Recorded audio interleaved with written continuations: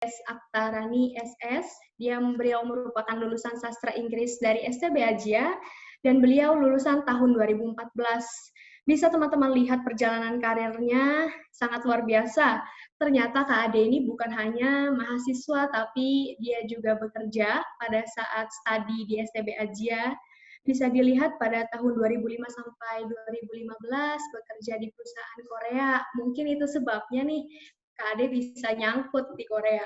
Nanti kita akan tanya-tanya lebih dekat lagi. Lalu pada tahun 2015 sampai 2016, beliau juga dengan hebat mengikuti WHV, di mana ini merupakan program yang sangat diinginkan oleh mahasiswa, kapan lagi kan bisa pergi ke luar negeri. Selanjutnya ada beliau juga mengikuti Korean language. Nah, itu dia langsung pergi ke Korea dan juga 2018 beliau menikah dengan warga asli Korea. Beliau menikah dengan opa-opa. Ini pasti yang bikin kalian penasaran karena kita lagi demam drakor banget. Jadi, kenapa kita sangat excited nih pembawa acara kita yaitu Kak Ade?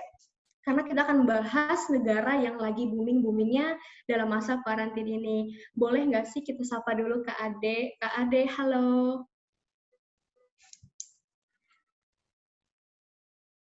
Selanjutnya, Kak Ade juga pernah pada tahun 2019 kerja juga. Nah, dia tuh sudah pernah kerja juga di Korea, namun sekarang sedang berhenti karena beliau sedang cuti hamil ya.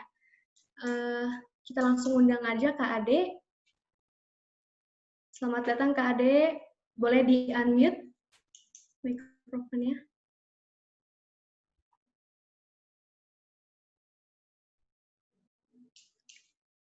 Sudah bisa di-unmute, Kak Ade? Halo Kak Ade. Halo, Assalamualaikum. Waalaikumsalam. Boleh nyapa-nyapa dulu deh, Kak Ade. Apa kabar semuanya? Di sana siang ya, jadi selamat siang untuk benar. Semuanya. Ya, terima kasih kepada panitia HMIJ. Saya benar-benar bangga, suatu kebanggaan menurut saya. Karena sampai saat ini saya masih diingat oleh para dosen dan masih dikenal sama adik-adik STB Asia, walaupun saya take off-nya dari 6 tahun yang lalu ya. Iya. Ya, jadi salam kenal semuanya. Ya, Kak Ade, boleh dong diceritain. Karena kakak kan lulusan 2014 nih. Ya, betul. Nah, boleh dong diceritain apakah kakak udah pernah ketemu lagi nih sama teman-teman kakak dari STB Asia, alumnus yang lain? Nah, kalau untuk angkatan kita satu kelas itu sampai sekarang kita masih kontak karena memang grup WA kita sampai sekarang itu masih berjalan. Oh, ini foto-fotonya ya? Ya, jadi kita setelah lulus kita masih sering reuni, terus masih sering kumpul-kumpul. Dan kemarin juga kebetulan waktu saya pulang ke Indonesia bulan Februari, kita memang rencana mau ada reuni juga, tapi karena pandemi ini, jadi dibatalkan. Nah, ngomong-ngomongin pandemi nih Kak, kakak boleh nggak sih sharing gimana sih suasana di sana? Karena kan di Indonesia juga lagi hangat-hangatnya ya berita tentang COVID-19 ini. Kalau di Korea sendiri, pandemi dari awal sih memang aman terkendali ya kalau menurut saya. Mereka awal-awal memang terdengar menyeramkan karena memang mereka pemerintah Korea itu dengan sigap melakukan rapid test secara massal. That's why angka kasusnya itu tinggi pada awalnya. Jadi untuk sekarang tetap kita dapat peringatan dari pemerintah. Jadi setiap hari itu kita selalu dapat namanya peringatan dari pemerintah untuk tetap jaga kesehatan, kalau bisa jangan banyak pergi keluar rumah, jangan banyak untuk kumpul-kumpul gitu. Jadi dari pemerintah pun sampai saat ini, walaupun katanya kemarin-kemarin terdengar ada gelombang kedua untuk virus ini gitu, tapi kita semua tetap waspada dan masih aman terkendali karena memang di Korea pun nggak ada yang namanya lockdown. Oke. Berarti di sana aman, semoga kakak dan keluarga selalu sehat ya kak. Amin. Kita punya beberapa slide foto nih yang menunjukkan kakak benar-benar mahasiswa alumnus dari STB Ajia. Boleh nggak sih kak di-share nih pas lagi apa nih? Wah di sini ada kelihatan nih kak.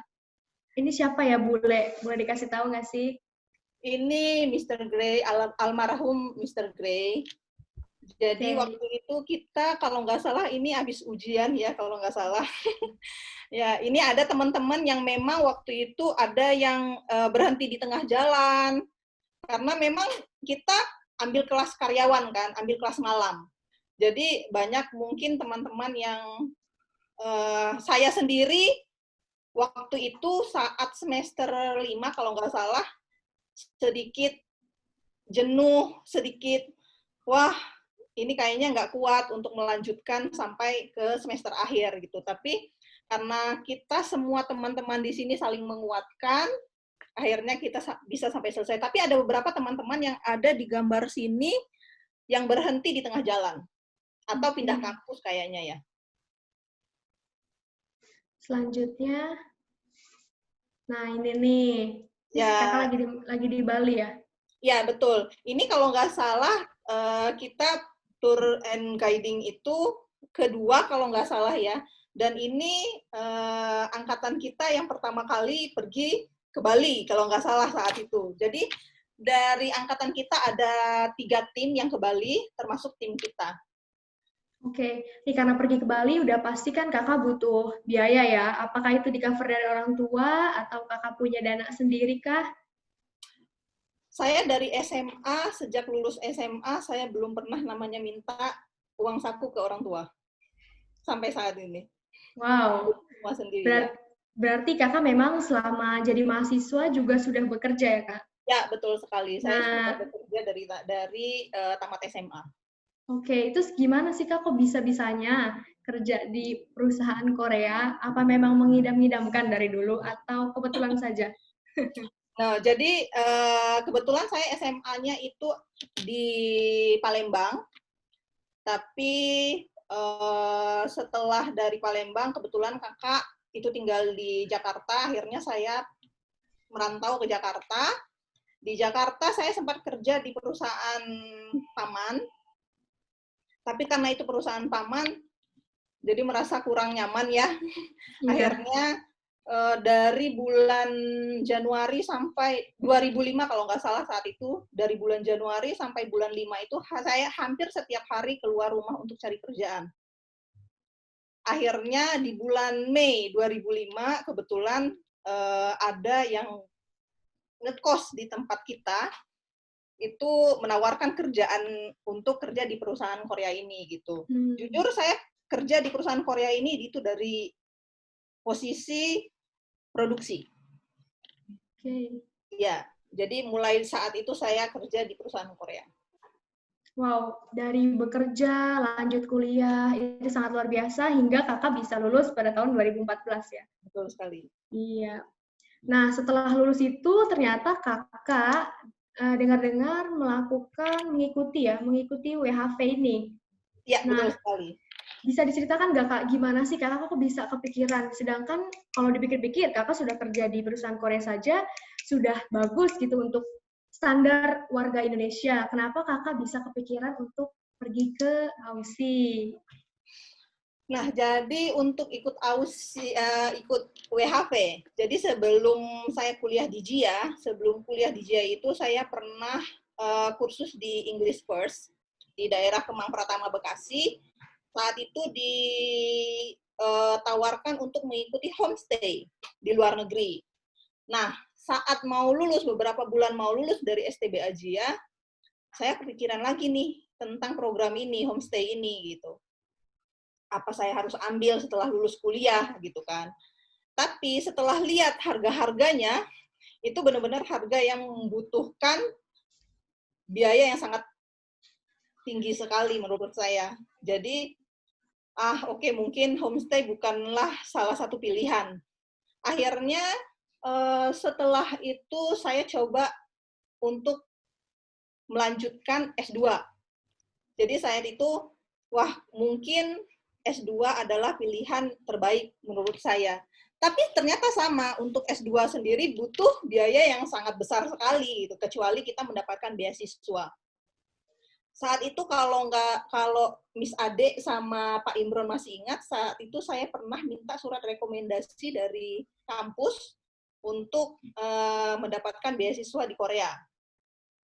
Tapi ternyata karena memang belum rezeki, saat itu akhirnya harapan pupus, dan saya tetap semangat untuk mencari apa yang harus saya lakukan setelah lulus kuliah untuk stay di luar negeri, bukan di Indonesia. Karena memang menurut saya di luar negeri mungkin adalah tantangan terbesar saya. Mungkin saya di sana bisa berpetualang. Akhirnya saya banyak googling, ketemulah program WHV ini. Oke, berarti dari kakak sangat aktif googling, maka dari itu kakak bisa ketemulah WHV itu. WHV, betul sekali. Iya. Nah, terus Kak, gimana sih caranya?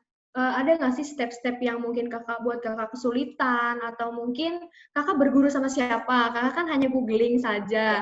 Apakah ada yang membantu kakak mengenai berkas-berkas dan sebagainya?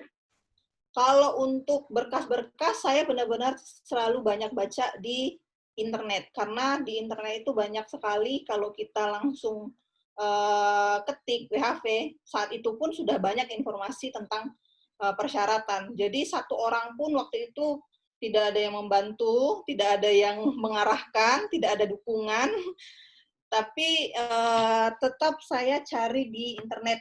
Waktu itu ada, sampai sekarang pun ada komunitas di Facebook, tapi waktu itu saya belum tahu untuk komunitas ini. Setelah visa granted, baru saya ketemu dengan komunitas ini. Jadi benar-benar saya mencari persyaratan, terus apa yang harus saya lakukan, step-step dari awalnya sampai visa granted, itu semuanya dari artikel-artikel di internet. Oke, jadi kakak cuma bermodalkan internet, Betul. kakak googling segalanya, karena kakak juga pergi terbang dari Palembang ke Jakarta untuk studi, jadi mungkin kakak terbiasa ya untuk menyiapkan segalanya sendiri.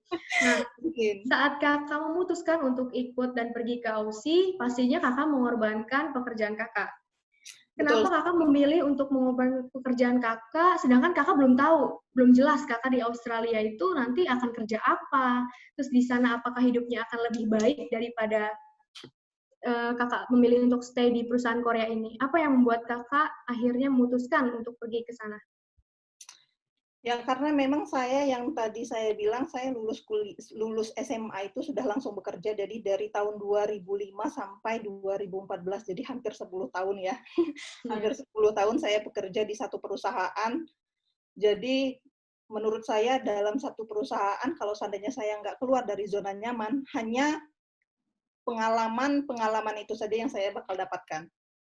Tidak ada tantangan sama sekali. Sampai kalau seandainya memang di perusahaan itu ada satu masalah besar pun saya anggap itu tuh bukan tantangan berat menurut saya saat itu. Akhirnya saya memutuskan saya harus keluar dari zona nyaman untuk mendapatkan pengalaman yang lebih baik menurut saya. Oke, karena kakak sudah bertekad banget nih untuk keluar dari zona nyaman kakak. Gimana tanggapan dari orang tua kakak? Pasti kan sebagai orang tua, aduh jangan deh anak perempuan jauh-jauh dari rumah. Terus jangan juga karena mungkin biayanya lebih besar dibanding kakak biaya hidup di Jakarta. Bagaimana tanggapan orang tua? Ya, waktu itu tidak ada dukungan sama sekali dari orang tua. Tidak ada dukungan sama sekali dari keluarga. Apalagi teman-teman ya. Karena memang posisinya saya perempuan.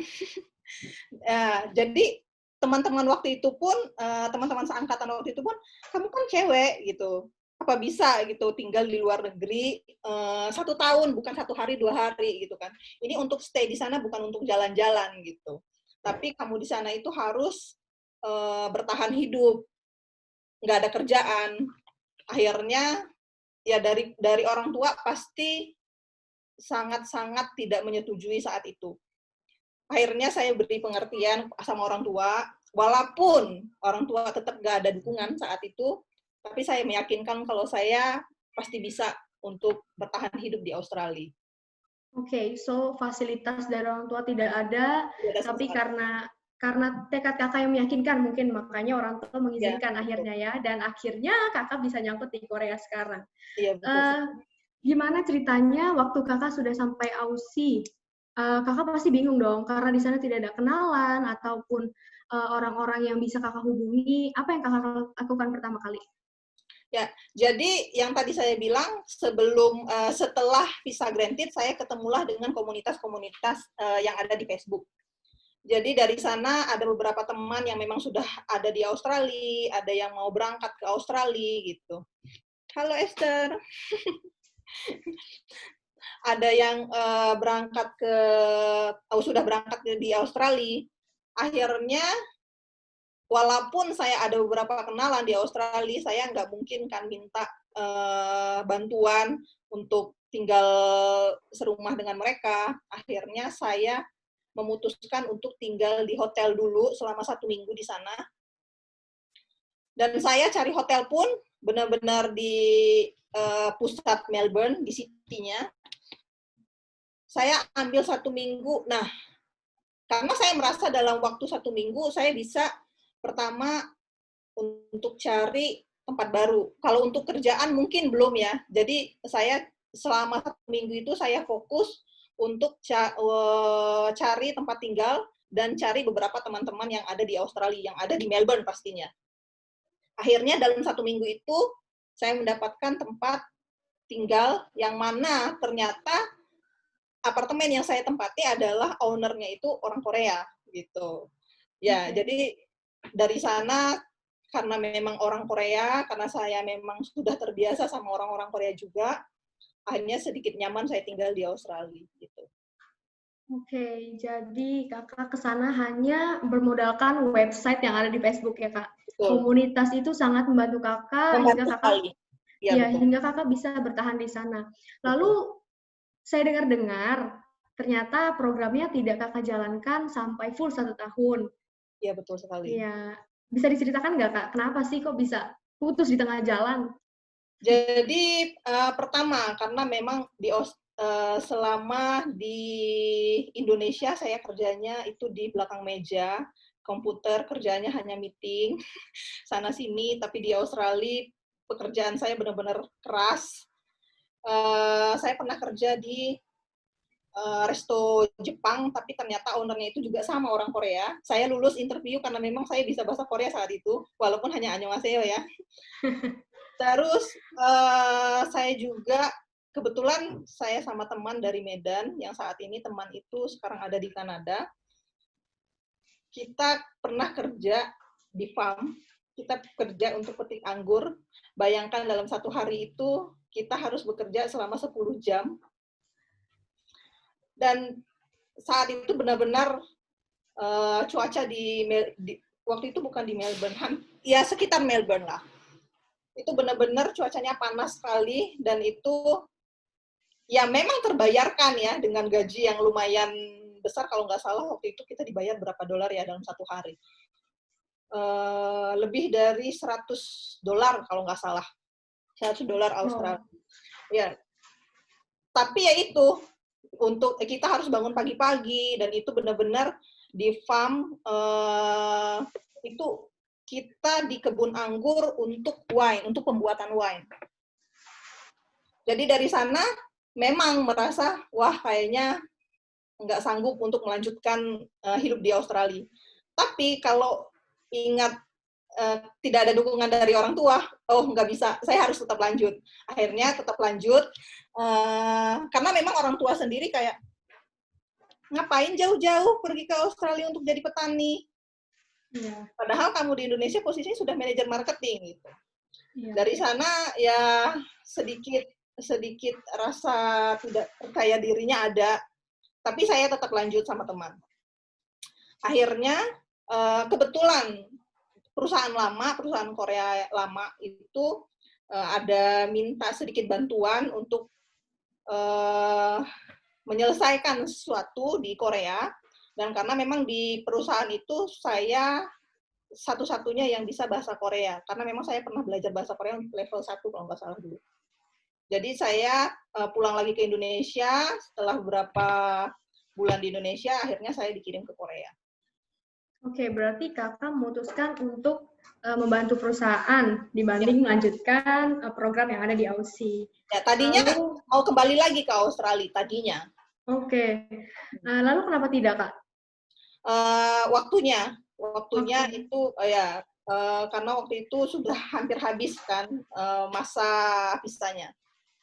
Oke, berarti setelah kakak dibutuhkan tenaganya di perusahaan kakak yang lama, kakak membantu perusahaan, lalu disitulah kakak mulai memutuskan untuk move ke Korea. Ya Iya. betul. Nah, Ya betul sekali. kenapa tuh? Kenapa kakak bisa memilih negara Korea sebagai tujuan kakak? Apakah ada sesuatu di sana? Sesuatu nggak ada. Jadi karena memang kan saya sudah beberapa kali ke Korea untuk tugas juga, karena memang kantor kita ada di Seoul kan. Nah, kenapa saya memilih Korea? Sebenarnya waktu setelah dari menyelesaikan masalah di Korea, pulang ke Indonesia, tadinya saya mau bekerja di Indonesia tadinya. Tapi sampai di Indonesia, kenapa kok hidup terlalu flat gitu. Ya. Akhirnya ya, saya sempat melamar di satu perusahaan Korea juga, itu daerah Jakarta, tapi gaji kurang cocok waktu itu. Akhirnya saya harus cari tahu lagi nih gimana caranya saya keluar negeri, entah itu Korea, entah itu Australia, entah itu negara lain. Yaitu satu-satunya belajar atau ngambil S2 gitu. Dan waktu itu saya sempat 2 kali mengajukan beasiswa KGSP itu ke Korea. Jadi saat itu saya urus lagi untuk melanjutkan mengajukan beasiswa ke Korea. Tapi dokumen yang saya kirim, jadi yang pertama saya melalui embassy, terus untuk program kedua itu saya melalui langsung kampus. Jadi waktu saya kirim dokumen langsung ke kampus, itu ternyata dokumen saya terlambat datang sampai ke kampus. Jadi masih belum rezeki. Akhirnya karena memang waktu di Australia ada sedikit tabungan, akhirnya ya mau nggak mau saya harus gunakan tabungan ini gimana caranya, atau bisnis di Indonesia, atau saya belajar sesuatu di Korea. Akhirnya saya memutuskan untuk ikut. Waktu searching di internet juga, saya ketemulah dengan program ini, program bahasa di kampus Korea. Jadi banyak sekali kampus-kampus di Korea yang mengadakan program bahasa ini. Akhirnya saya ambil program bahasa ini dengan tujuan setelah saya menyelesaikan program bahasa, kemungkinan saya bisa melanjutkan S2 gitu. Oke, berarti kakak ke Korea dengan setelah melihat program bahasa itu ya. Nah, di Ya, sini ada foto-foto yang menarik. Di sini terlihat kakak sedang memasak. Apakah ini salah satu programnya, Kak? ya, jadi kebetulan saya ambil program, jadi sistem belajar kebetulan saya ambilnya di SNU ya, di Seoul National University. Jadi di sini kita dalam satu level itu dapat 3 bulan. Dalam program ini kita dapat beberapa kesempatan, satu untuk exchange meetup. Exchange meetup itu kita bisa language exchange sama teman-teman Korea yang ada di kampus SNU. Jadi mereka yang mau belajar bahasa Inggris, kita yang mau belajar bahasa Korea gitu. Dan kedua, kita juga dapat kesempatan untuk belajar masak-masakan Korea. Dan ketiga, kita dapat kesempatan untuk belajar alat musik tradisional Korea. Wow, itu pasti asik banget ya. Bukan cuma dapat ilmu mengenai bahasanya aja, tetapi juga bisa dapat ilmu mengenai budayanya. Dari Ya. mulai masakannya, musik-musiknya. Nah, ini bisa diceritain nih lagi di kampusnya ini, Kak? Bukan, ini jadi tadi waktu kita belajar alat musik Korea. Oke. Jadi belajar alat musik Korea itu bukan di kampus, tapi di seperti museum gitu. Oke. Oke, nih karena kita udah masukin budaya Korea nih, Kak. Apa aja sih pas pertama kali kakak datang ke sana, walaupun kakak sering berinteraksi dengan orang-orang Korea, karena kakak kan perusahaannya perusahaan Korea. budaya apa yang bertolak belakang banget sama budaya yang ada di Indonesia? Kalau yang bertolak belakang sekali dengan budaya Indonesia, yang pastinya kalau di Indonesia kan hanya ketemu sama orang-orang Korea, tapi belum pernah namanya kita HESIK namanya, itu acara dari kantor biasanya. Tapi kalau di Korea itu hampir semua perusahaan itu ada yang namanya HESIK. HESIK itu adalah acara makan-makan untuk yang diadakan oleh perusahaan. Jadi setiap kita ada HESIK di perusahaan, kita biasanya tidak boleh menolak.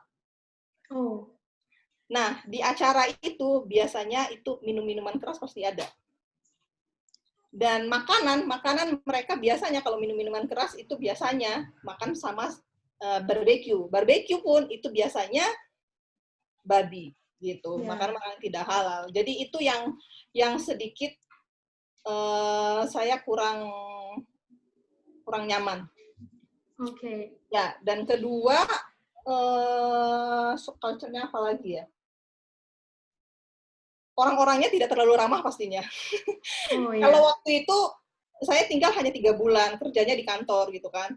Tapi kalau waktu 3 bulan pertama saya belajar di kampus, semua saya sendiri, bukan dari kantor. Banyak naik angkutan umum, di angkutan umum pun kalau di Indonesia sendiri ada kursi prioritas untuk orang tua, Iya, tapi betul. tapi orang-orang kita masih kurang menyadari kalau itu untuk prioritas. Iya, Nah, betul sekali. kalau di sini kalau ada yang duduk di kursi prioritas itu biasanya orang-orang akan menganggap heran. Jadi walaupun keretanya penuh, padat, kalau kursi itu kosong, tidak ada yang duduk, tidak akan ada yang duduk juga. Kecuali orang-orang yang membutuhkan. Wow, berarti di sana sangat tertib dan juga paham aturan ya, Kak ya? Iya, betul. Setelah Kakak sampai di Korea, ada nggak sih budaya sana yang benar-benar Kakak sukain? Mungkin kalau misal orang di sana kan pasti lebih dikenal dengan orang yang sangat cepat. Beda sama orang Indonesia yang mungkin kadang selalu telat-telat. Ada nggak budaya-budaya seperti itu, sikap-sikap orang sana yang menurut Kakak, oh ini bagus nih sepertinya kalau diterapkan di Indonesia? Ya, disiplin pastinya. Disiplinnya mereka seperti dari kita kerja di perusahaan aja. Kerja di perusahaan itu kalau di Indonesia alon-alon asal kelakon, kalau di sini itu benar-benar pali-pali. Jadi cepat-cepat. Pali-pali itu cepat-cepat. Nah, kalau menurut saya ada pro dan kontranya ya pali-pali ini. Kalau pro-nya menurut saya bisa dilihat dengan perkembangan ekonomi sekarang. Perkembangan ekonomi di Korea untuk saat ini. Karena mereka walaupun dengan sistem pali-pali, mereka tetap jaga kualitas. Nah, tapi kontranya itu menurut saya bisa membuat karyawan itu sendiri stres. Maka dari itu banyak terkenal juga di Korea itu angka kasus bunuh diri ya? Betul sekali. Kasus bunuh dirinya cukup tinggi karena memang mereka banyak dituntut oleh perusahaan. Oh iya, benar sekali. Berarti di sana benar-benar pali-pali ya budayanya, beda sama Indonesia. Ya. Tapi dan kedua, disiplinnya kalau menurut saya, disiplinnya menurut saya kalau di Indonesia kita mengendarai mobil itu kalau nggak salah di Indonesia pun ada ya kamera ya kalau nggak salah di tol. Ada. Ya. Nah kalau di Korea jadi map Google itu udah tersistemkan. Jadi kalau seandainya kita mengendarai pakai GPS, waktu kita mengendarai itu misalkan 100 meter lagi ada kamera, itu udah diinformasikan dari GPS. Di depan ada kamera, tidak boleh melebihi 100 km gitu. Nah, kalau seandainya kita lebih dari 100 km, otomatis mobil kita itu kena jepret dan mungkin beberapa hari nanti kita bakal dapat namanya denda. Itu dendanya itu bisa 50.000 won lebih, jadi sekitar 600-an ya, 600.000. Iya, iya, aku pernah lihat nih di drama Korea. Ya, betul. Dan ya, kedua, saat kita mengendarai mobil, kalau saat itu kita minum minuman alkohol, ya. walau itu hanya sedikit, dan itu kita bisa kena denda sekitar 100 juta lebih. Wow. Ya. Jadi ya mungkin karena memang biar kita lebih hati-hati ya, karena memang bahaya kalau seandainya lagi minum minuman alkohol, kita harus mengendarai mobil. Oke, dengar dari cerita kakak, sebenarnya tata tertib lalu lintas itu cukup ketat di sana. Betul. Apakah kecelakaan lalu lintas di sana juga kurang atau mungkin memang apakah berpengaruh? Ya hampir sama ya, karena kecelakaan juga bukan cuma dari kecepatan kilometer kita ya. Ada memang mungkin mobilnya yang kurang baik perawatannya, ada yang memang jalanan kayak kemarin itu pas sekitar bulan 12 kan lagi musim salju. Jadi kalau musim salju biasanya jalanannya licin. Nah, biasanya kalau kita mengendarai mobil di pagi hari itu biasanya ada yang namanya black snow. Jadi jalannya itu benar-benar aspalnya itu licin, jadi itu bisa menyebabkan kecelakaan. Oke. Selanjutnya Kak, ada nggak sih hal-hal yang dianggap di Korea tuh tabu atau tidak boleh dilakukan, sedangkan di Indonesia masih bisa atau boleh dilakukan? Ada nggak di daerah kok sana? Banyak sebenarnya ya. Kalau yang pastinya saat ini saya sekarang kan lagi sering sekali pegang kamera ya. Nah, itu benar-benar kalau di Korea, kalau seandainya kita memotret wajah seseorang tanpa izin, itu biasanya kita bisa dipenjarakan. Ya, jadi kalau kita, ya kalau seandainya teman-teman mau foto wajah mereka, sebaiknya ada izin dulu. Atau misalnya kita selfie pun di belakang ada foto mereka, kalau bisa di blur gitu. Oke. Ada lagi banyak hal-hal lain? Sebenarnya ya banyak sekali, seperti hal kecil ya, petik bunga atau petik buah liar. Nah, kalau di Indonesia jangankan bunga liar ya, bunga tetangga itu diambil. Iya benar. Kalau di sini memang tidak ada namanya larangan tertulis, tapi dari SD pun sudah diajarkan untuk tidak memetik buah atau bunga sembarangan. Walaupun itu banyak di jalanan besar, banyak dilalu lalang orang-orang, walaupun itu di samping rumah kita sendiri, tapi biasanya kita nggak berani untuk memetik bunga itu sembarangan. Oke, selanjutnya Kak, karena mereka orang Korea itu rata-rata sangat tertib ya dan taat aturan, bahkan tidak ada peraturan pun mereka menjaga lingkungannya dengan baik. Ya, lalu gimana sih Kak tata krama orang-orang di sana? Ada yang merasa membuat Kak kayaknya nggak risih deh tinggal di sini karena orang sana tuh begini. Adakah yang membuat Kakak merasa seperti itu? Sampai sejauh ini nggak ada sih. Pengalaman saya sampai sejauh ini sih nggak ada yang namanya rasis, nggak ada yang namanya tata krama mereka yang membuat saya berat tinggal di sini. Buktinya saya sampai saat ini bisa bertahan. Oh iya. Ya. Oke, berarti orang-orang Korea itu cukup ramah dalam menanggapi orang-orang baru ya? Kalau cukup ramah sih dibanding Indonesia, justru saya bangga orang Indonesia itu lebih ramah daripada orang-orang Korea. Karena kalau contoh kecil, kita di angkutan umum, itu kita dilarang berbicara keras. Nah, kalau di Indonesia, oh maaf, boleh dikecilkan suaranya, tapi kalau di sini mereka bakal langsung marah, diam, berisik, langsung, to the point. Jadi, tata krama di sini orang-orangnya kalau dibilang ramah, tidak terlalu ramah dibandingkan orang-orang Indonesia. Pokoknya orang Indonesia is the best. The best orang Indonesia ya. Emang Indonesia terkenal sekali dengan keramahannya. Ya, betul. Lalu Kak, setelah tinggal di sana nih, kira-kira Kakak sudah berapa tahun tinggal di Korea? Kalau untuk visa menikah, saya sudah 2 tahun. Lebih. Sudah 2 tahun. Ya. Apa yang Kakak rindukan dari Indonesia selain makanannya mungkin atau orang-orang yang ramah? Apa yang bikin Kakak tuh kadang, aduh kangen banget pengen balik ke Indonesia. Apalagi dalam kondisi COVID kayak gini, pasti bawaannya pengen banget deket sama keluarga kan?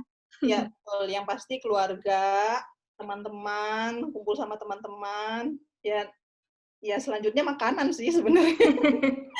Selanjutnya makanan sih sebenarnya. Makanan yang benar-benar, ya makanan buatan orang tua sendiri pastinya. Iya, benar sekali. Terus Kakak kesulitan nggak tinggal di sana dengan agama yang beda dari orang-orang sana? Kesulitan tergantung, karena memang saya kalau seandainya ketemunya, waktu saya kerja kemarin, saya sempat kerja kan di remittance juga, itu kebetulan banyak orang asing. Jadi di perusahaan kita pun mereka sudah terbiasa melihat orang-orang melakukan ibadah 5 waktu, karena memang nggak cuma karena memang remittance ya, jadi dari semua negara, ada Uzbek, ada Rusia, ada Indonesia, dan ada negara-negara lain. Jadi mereka juga sudah tahu tentang Islam gitu. Jadi menurut saya tidak ada hal yang beda ya, kecuali pas makan siang. Mungkin makan siangnya juga saat dengan yang beda agama. Tapi mereka selalu mengerti kalau kita memang tidak bisa makan makanan yang tidak halal. Oke, mereka termasuk paham ya dengan situasi Kakak. Nah, tadi Kakak sudah singgung sedikit, akhirnya ternyata Kakak sudah menikah. Dan menikahnya itu sama orang sana. Ya, betul. Bisa nggak sih Kak diceritain kenapa kok bisa nyangkut sama opa Korea, Kak? Kan kita juga pengen. Nah, jadi kenapa bisa jujur, sebenarnya saya ketemu, jadi kebetulan suami saya juga itu lulusan WHV juga. Oh, wow. Ya, jadi kebetulan kalau saya WHV anak Melbourne, kalau suami itu WHV anak Sydney. Nah, jadi sebelum saya datang ke Korea itu, walaupun saya pernah beberapa kali ke Korea ya, setidaknya saya butuh beberapa teman yang bisa saya jadikan teman saat nanti sampai di Korea waktu itu. Akhirnya saya ketemu sama suami ini, jadi saya waktu itu mau, karena memang level 1 kan, waktu itu saya hanya level 1 bahasa Koreanya. Saya pengen mengasah bahasa Korea, akhirnya saya kenalan sama suami itu melalui Facebook sebenarnya. Oh, awalnya? Iya. Okay. Tapi karena memang saya mencari, waktu di Melbourne pun sama. Di Melbourne pun sama, saya cari beberapa teman-teman yang memang dari luar negeri, yang bukan orang Indonesia, untuk belajar bahasa Inggris gitu kan, untuk mengasah bahasa. Dan suami juga sama, akhirnya suami bilang, oh oke, kalau memang mau datang ke Korea, iya saya mau belajar bahasa Korea. Oh kebetulan orang tua saya dosen, bisa mengajar bahasa Korea untuk orang asing. Akhirnya saat datang ke Korea, ketemulah dengan suami, ngobrol-ngobrol, tapi saat itu niatnya nggak ada yang namanya pacaran, karena memang waktu itu ya bilang amit-amit nggak mau pacaran sama dia gitu. Akhirnya selama 3 bulan saya di Korea, saat itu hanya suami yang memang setiap hari itu kasih saya entah itu membantu dari setiap sisi. Dari mengenalkan ini itu tentang budaya Korea, membantu saya kerjakan PR, membantu saya mengerjakan tugas-tugas. Nah, Mas juga punya jiwa petualang menurut saya. Wah, oke juga gitu. Akhirnya, tapi waktu itu saya belum pacaran ya. Saya memutuskan pacaran sama suami itu saat pertama kali saya ketemu dengan orang tuanya. Karena memang saya menyelesaikan tugas dari kampus itu untuk mengetahui budaya Korea saat Imlek, apa yang dilakukan oleh orang asing di Korea saat Imlek. Akhirnya saya diajak ke rumah orang tuanya, dikenalkan orang tua, ya belajar budayanya mereka, apa sih yang dilakukan saat Imlek itu di rumah-rumah orang-orang Korea gitu. Ya dari sana, setelah ternyata dengan keluarganya cocok, ya dari sanalah terbitlah. Oh, jadi kakak malah semakin yakin setelah bertemu sama orang tuanya suami kakak. Oke, wow. Jadi kakak memutuskan dengan orang Korea, menikah dengan orang Korea, pastinya ada pertentangan dong di keluarga kakak. Pasti orang tua kurang menyetujui karena dilihat dari segi agama dan juga pasti karena kakak akan menikah, kakak pasti akan dibawa sama suami kakak. Gimana respon orang tua kakak pada pertama kali banget kakak kasih tahu, "Mah, kayaknya aku pacaran nih sama orang Korea." Ya, jadi waktu itu kan saya menyelesaikan kursus ini harusnya kan 6 bulan ya. Harusnya sampai level 6. Tapi saya hanya 6 bulan di Korea, saat itu level 2 sampai level 3. Jadi sampai saat ini pun saya belajar bahasa Korea itu masih level 3. Nah, setelah selesai level 3, saya pulang ke Indonesia, dan ternyata suami langsung bilang, kita kan pacaran bukan untuk pacaran aja, kita untuk menikah. Akhirnya saya jelaskan sama keluarga, gimana kalau seandainya saya menikah dengan orang Korea. Ya pasti tidak setuju. Pertama, agama. Kedua, bakal tinggal jauh. Bukan, kalau seandainya tinggal di Jakarta mungkin masih bisa gitu kan. Tapi ini tinggal di Korea gitu.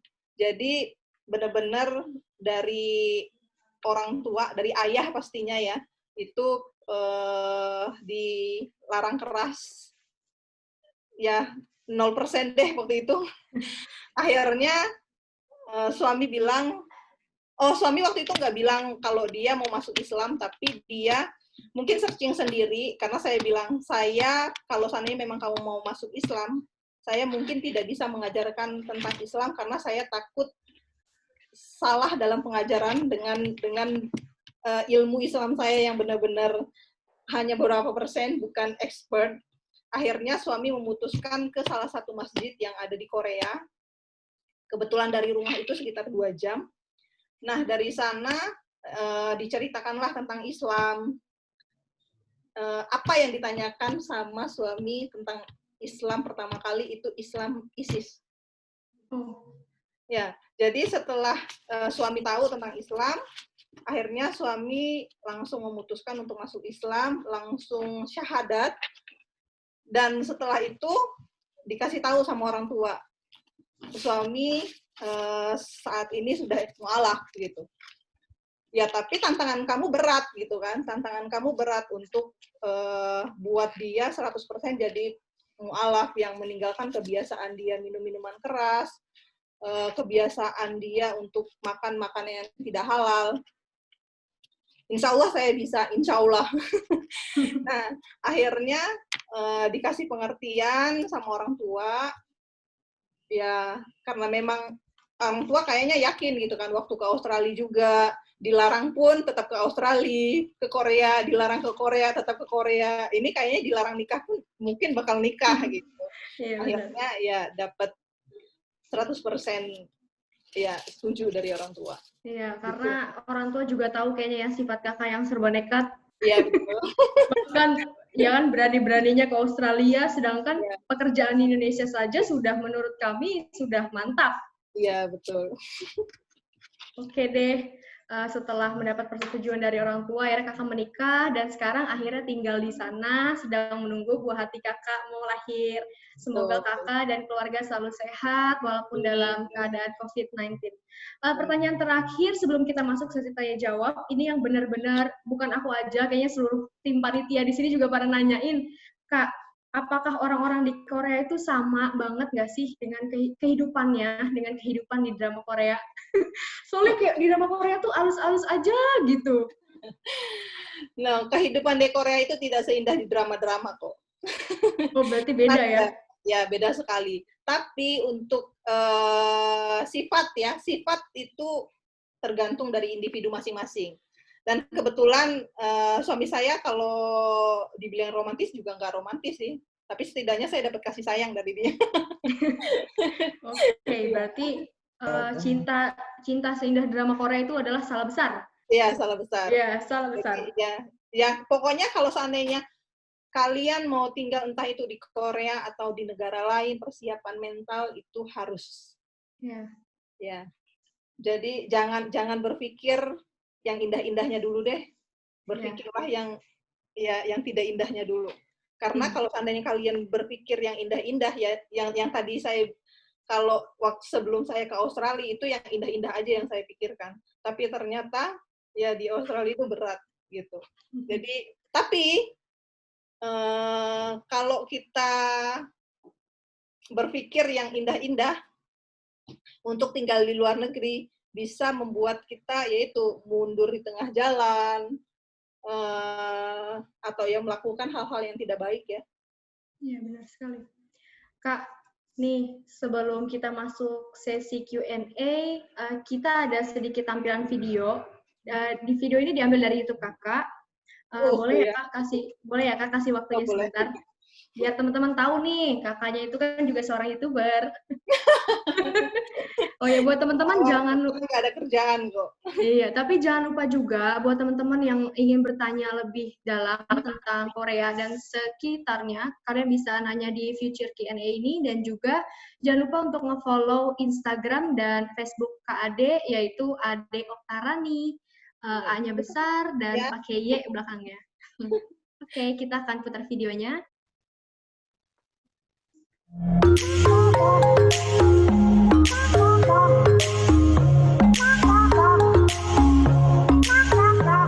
Seperti pernikahan ketiga ini, pria tampan asal Korea Selatan ini berhasil menikahi wanita asal Indonesia setelah melakukan prosesi ijab kabul. Saya terima nikah kainnya putri Bapak Andesa Katarani binti Hasan Bustan dengan mas kainnya yang tersebut tunai.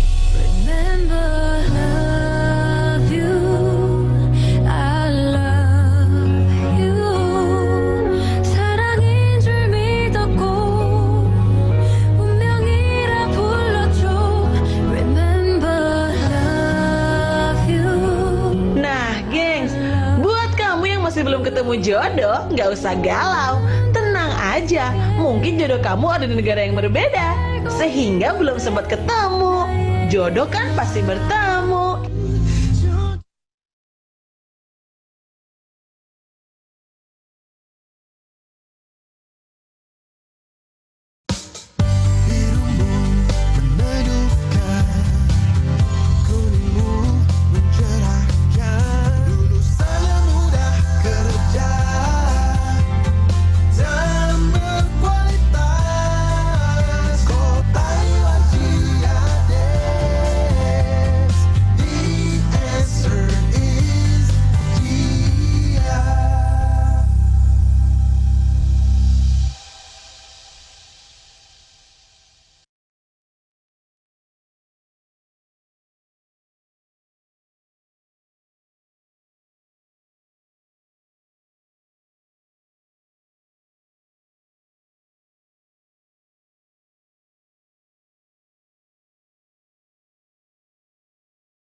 I will summer first. The great.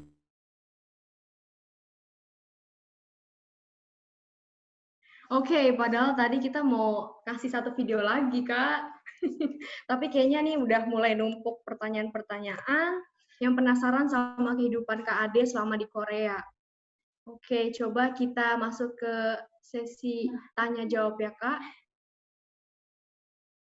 Nih, ada pertanyaan yang pertama ditanya oleh Ragil Abdullah Saputra. Dia nanya sama Kak Ade, bagaimana cara atau tips Anda untuk kita keluar atau melawan zona nyaman?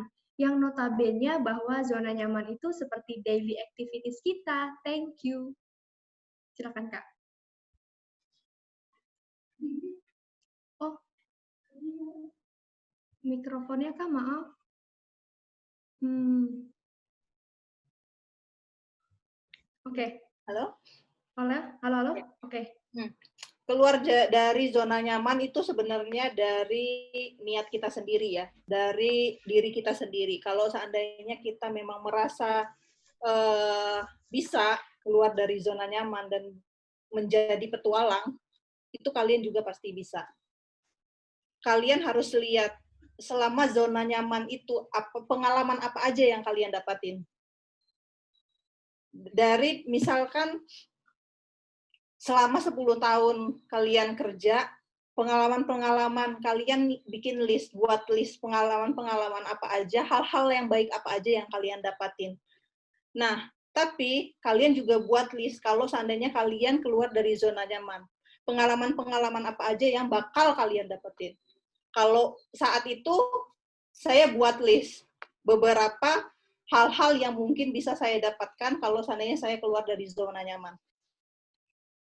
Ya itu sih tipsnya menurut saya, buat beberapa list hal yang sudah kalian dapatkan selama zona nyaman dan buat list beberapa hal kemungkinan yang bisa kalian dapatkan setelah keluar dari zona nyaman. Oke, Ragil terjawab sudah ya pertanyaannya. Silakan Ragil menulis list apa-apa saja yang biasanya Ragil lakukan dan apa-apa saja yang mungkin belum Ragil lakukan dan apa sih feedbacknya setelah Ragil melakukan itu. Oke, terima kasih Ragil. Selanjutnya ada pertanyaan dari Siti Maisaroh. Selamat siang Kak Ade, saya Maisaroh, semester 6 STB Asia. Mau bertanya, apa sih culture shock yang Kak Ade alami saat menginjakan kaki pertama kalinya ke Korea? Terima kasih. Sebenarnya udah dibahas ya Kak Ade, cuman kakak bolehlah bahas lagi. Culture shock-nya sih, karena memang sampai saat ini tidak ada hal-hal yang membuat saya mendapat perlakuan rasis ya. Jadi tidak terlalu banyak yang saya dapatkan, ya tidak ada culture shock sih kalau saya sendiri ya. Yaitu yang kalau di Indonesia ketemu orang ya ramah, tapi kalau di sini orangnya memang tidak terlalu ramah gitu. Dan yaitu tadi untuk acara di kantor basic ya harus setiap hari ke restoran itu jarang sekali menemukan makanan halal.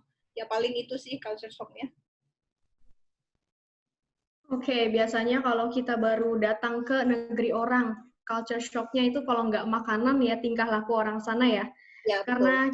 Karena kita tidak terbiasa di sana, makanya kita seperti kaget. Tapi karena Kak Ade udah lumayan lama di sana nih, sekarang mungkin Kak Ade sudah nggak ngerasain lagi kayak gitu. Ya, betul. Oke, semoga pertanyaan terjawab ya, Siti Maisaroh. Selanjutnya itu ada pertanyaan dari Mira Mariam.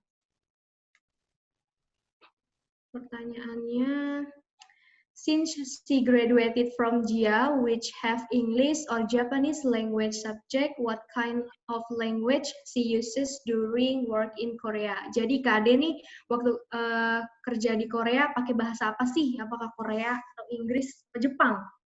Silahkan dijawab Kak Ade. Kalau di Korea kebetulan karena memang orang Korea ya, kecuali sama teman-teman kolega itu ya bahasa Inggris, tapi kalau untuk sama atasan itu pakai bahasa Korea. Dengan suami ya hampir setiap hari bahasa Korea ya, jarang ya karena memang di Korea pun masih terlalu banyak orang-orang yang tidak bisa bahasa Inggris. Jadi di kantor pun saya pakainya bahasa Korea. Oke, berarti di sana tuh rata-rata orang Korea tidak terlalu banyak ya yang bisa bahasa Inggris. Jadi kecuali orang-orang yang kerja di kantoran sih, di kantoran biasanya di kantor yang seperti remittance itu kan banyak orang-orang asingnya. Jadi kalau kantor yang memang banyak orang-orang asing seperti Samsung juga banyak orang-orang asing, itu biasanya ada beberapa yang bisa bahasa Inggris, tapi kebanyakan mereka pakai bahasa lokal. Oke, Mira Mariam, ternyata Kak Ade kalau kerja mostly memakai bahasa Korea. Iya. Selanjutnya ada pertanyaan dari Vanis Gianti. If you know what are the requirements that must be considered and prepared in the language program that you are taking. Jadi persiapan apa aja sih Kak yang Kakak persiapkan untuk bisa ikut program bahasa yang tadi Kakak ceritain itu? Kalau untuk ikut program bahasa hanya dokumen ya. Jadi tergantung kitanya mau dari level 1 atau misalkan karena memang saya di Indonesia pernah belajar bahasa Korea itu level 1, jadi saya sedikit membuka buku lama untuk belajar supaya nanti waktu ikut program ini, karena ada tes lagi kan, ada tes lagi, kita itu nanti ditempatkan di level berapa, di level 1 lagi kah, atau level 2, atau level 3, atau level selanjutnya. Jadi persiapannya dokumen-dokumen paling ya, sama nanti kita waktu sampai di Korea itu mau tinggal di asrama atau tinggal di luar kampus gitu. Oke, berarti emang persiapan itu nggak jauh-jauh dari dokumen-dokumennya kayak. Ya, betul. Dokumen untuk kampus dan dokumen untuk kedutaan visa. Iya, dan juga koneksi di sana ya Kak, supaya pas nyampe sana nggak supaya pas sampai sana nggak bingung, ada yang ngarahin gitu. Ya, karena kan banyak juga kan warga negara Indonesia yang tinggal di sana kan. Betul sekali. Oke. Selanjutnya ada pertanyaan dari Devina Ocha. Devina Ocha mau tanya nih Kak. Kak, saya mau tanya, kan Kakak bilang tadi di Korea sana tidak terlalu rasis, tapi saya pernah baca dari para turis di sana banyak sekali orang Korea yang rasis, terlebih dengan yang kulitnya gelap. Seperti waktu itu ada yang dipukuli atau dicakar karena hanya bertanya tisu di toilet, dan malah mereka yang ditangkap polisi. Bukan orang Korea yang melakukan itu yang ditangkap. Itu gimana ya Kak? Kok malah turisnya yang ditangkap? Mungkin Kakak tahu gimana hal itu bisa terjadi. Ya, kalau untuk masalah rasis sih sebenarnya tergantung dari pengalaman hidup masing-masing ya. Dan alhamdulillah saya dari pertama datang ke Korea itu sampai sekarang tidak ada perlakuan rasis dari warga lokal.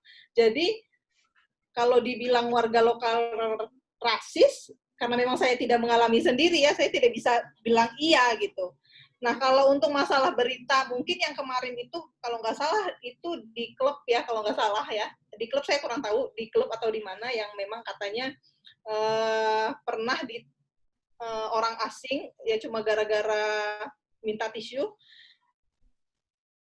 Kalau dibilang kesalahan dari warga lokal juga, kita kan nggak bisa, kita juga nggak tahu kan asli benar atau tidaknya berita itu gitu. Apa memang benar salah orang asing atau memang salah orang Korea. Jadi, tapi untuk sampai saat ini saya nggak bisa bilang kalau orang Korea itu rasis. Karena memang dari pengalaman saya sendiri ya, sampai saat ini tidak ada perlakuan rasis dari warga lokal.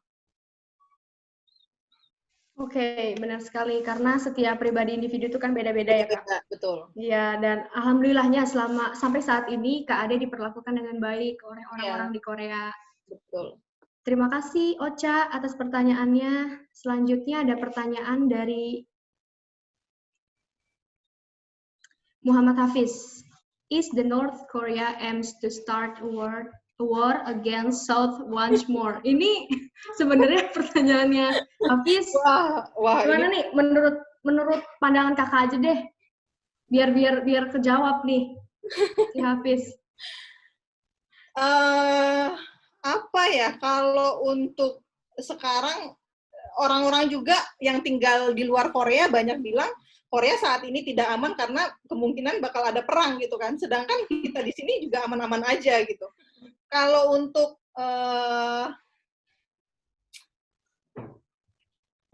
kayaknya sih nggak mungkin ya ada perang ya.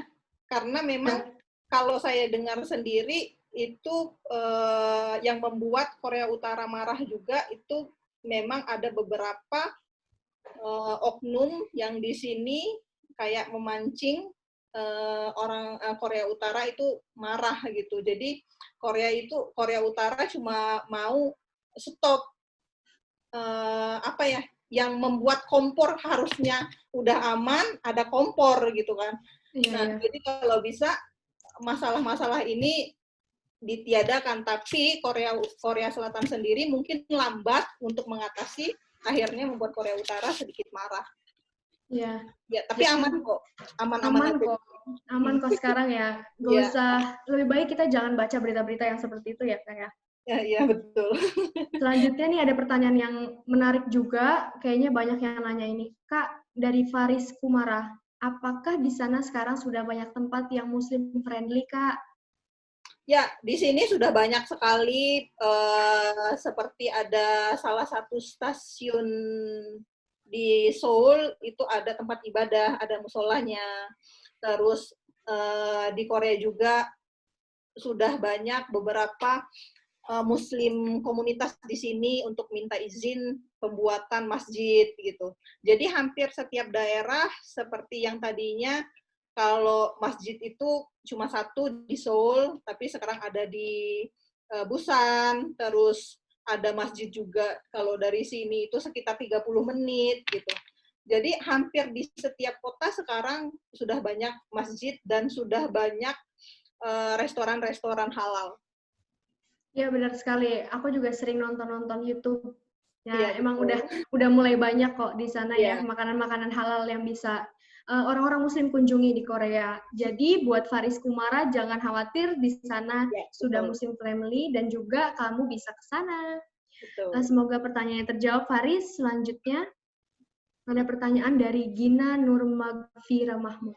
Halo Kak, mau nanya nih, menurut Kakak untuk anak yang baru lulus SMA, langkah yang tepat atau setidaknya lebih baik untuk ditempuh itu seperti apa ya?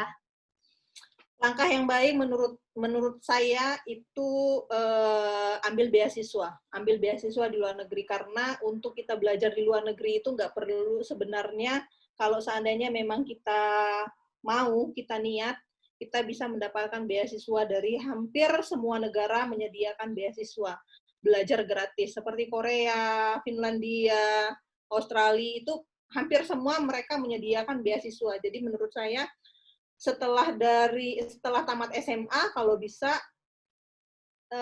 cari tahu tentang beasiswa di luar negeri. Oke deh Kak. Selanjutnya nih Kak, ada pertanyaan yang kayaknya beliau masih penasaran. Ini pertanyaan dari Dea Hana. Kak, kenapa Kakak sangat bersikukuh untuk bisa tinggal di luar negeri, entah itu untuk studi atau untuk bekerja? Apakah menurut Kakak di Indonesia itu zona nyaman saja? Akan dijawab. Kalau kenapa saya untuk tinggal di luar negeri itu, yang pastinya kalau kita tinggal di Australia, kita bisa mengasah bahasa Inggris kita di Australia. Kenapa saya tinggal di Korea? Karena memang saya mau mengasah bahasa Korea saya. Jadi pengalaman sebenarnya yang saya kejar. Karena kalau seandainya di Indonesia, menurut saya hanya bisa mengejar uang. Saya hanya bisa mengejar pengalaman sih mungkin ada, tapi tidak terlalu menantang menurut saya. Jadi kalau di luar negeri, bukan hanya pengalaman, tapi mental. Mental kita juga dari mental yang benar-benar lembut bisa menjadi mental baja. Terus kalau di luar negeri karena memang sudah punya pengalaman yang bisa mendapatkan pengalaman yang lebih banyak, bisa membuat kita lebih percaya diri, terus bisa membuat kita lebih open minded kalau menurut saya. Oke, so Kakak tuh pergi berkelana ke luar negeri itu bukan semata-mata cari uang, tapi juga mencari pengalaman baru ya. Ya, karena betul. memang pengalaman baru yang bisa kita ceritakan itu saat kita pergi ke negeri orang. Walaupun kita tahu pas kita sampai sana, pastinya kita merasa sebaik-baiknya negeri orang, pasti kita akan rindu dengan negeri kita sendiri.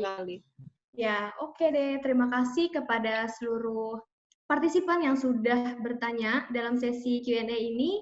Sebelum saya masuk ke acara selanjutnya, yaitu penutup, saya akan lagi video dari Kak Ade.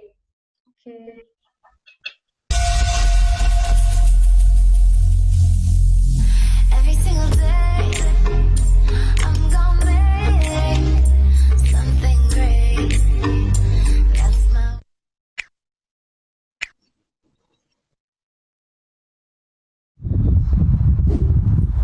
Misteri Kodari.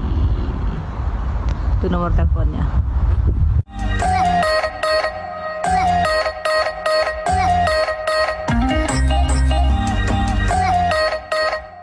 Kita duduknya di sini. Waktu itu juga sama, kita juga duduk di sini. Nah, jadi sebenarnya aku pernah buat video, tapi belum aku upload juga di Leslie. Nah, sekarang kita balik lagi ke tempat ini, kita balik lagi ke tempat makan Kodari. Itu tuh enak banget, jadi ikan gitu. Nah, sekarang kita ketiga kali, so aku bakal upload, termasuk yang sekarang.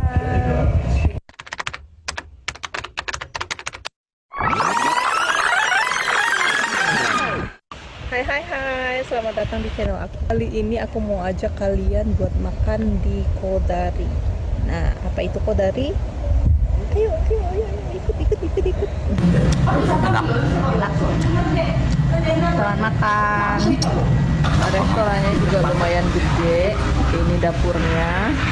Terus dia itu ada ruangan juga. Tadadadang. Kita juga bisa pakai celemek biar bajunya nggak kotor. Tuh, lumayan gede kan restorannya. Juga bisa pilih minuman di sini. Kalian udah selesai makan, bisa dapat free kopi juga di sini. Di sini disediain kayak 2 mesin kopi gitu. Dan parkirannya juga lumayan luas. Harganya ini dia urinan otonggo. Jadi Kodari Chorim kita pesen yang untuk 2 orang. Dan aku udah pakai celemek biar baju aku nggak kotor. Yobo ya, nomor ini juga kalian kalau seandainya mau nambah bancannya juga di sini bisa. Nah, jadi di sini itu mereka pakai plastik itu. Nah lo kan setengah aja. Oke deh, itu merupakan cuplikan dari YouTube KAD. Buat temen-temen nih, seluruh partisipan yang masih pengen tanya-tanya, atau mungkin pengen kepoin gimana sih kehidupan KAD selama di Korea, teman-teman bisa buka Facebook, Instagram, dan juga YouTube channel KAD. Namanya Ade Oktarani, pakai Y, A-nya besar. Oke, sayang banget Kak, kita udah sampai ke sesi penghujung acara. Kita harus berpisah, padahal masih pengen banget ngobrol-ngobrol banyak. Nanti kita ngobrol pribadi aja ya Kak. Ada nggak sih sepatah dua kata Kakak mau ucapin untuk teman-teman yang lagi struggle nih, pengen ngelakuin hal tapi masih ragu?